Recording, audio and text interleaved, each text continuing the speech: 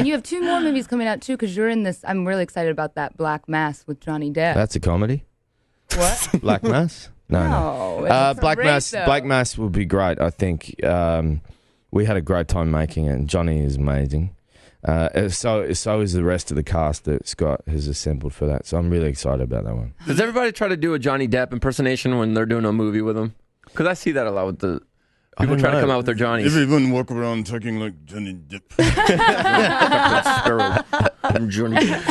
You know what's funny? You make fun of it. I love it. I read an article. I don't know if he actually said this, but he said that he knew he'd made it when he was driving past the Chinese Man Theatre and he saw 2 of his own characters talking to each other.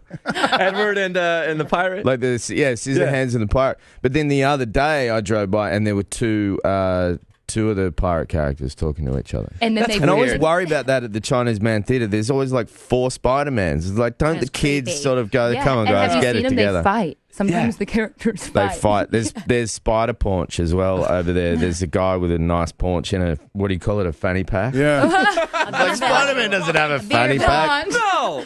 It's like a low-rent utility belt or something. Spider-Man just climbs and he's cool. What was your moment when you're like, I made it? That hadn't happened yet.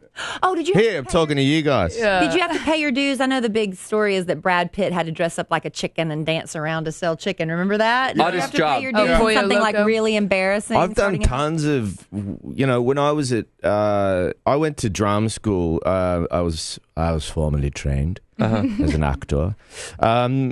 I did stuff when I was at university that I'm not embarrassed by any of it, but I definitely, had to do stuff to make money. I ran a little like street theatre company with a buddy of mine, and we used to just dress up in weird costumes and make money off the council because they would pay you to create entertainment for, the markets. There'd be, crowds of people. Oh, and you get tips, like you put out a hat and people just throwing money? No, not like that. A little bit more sort of, we were pretending we were a little bit more highbrow, and we would make costumes where we would entirely cover our faces so no one could see, and we'd get paid without having to kind of, ask for coins. But it's still just paying your dues, period. Yeah. Well, when you're writing and directing, do you have those people that you used to work with back in the day when you were in school that, hey, Joel, can you throw me a bone? Can you get me an audition? Do you get that a lot now? About people asking me?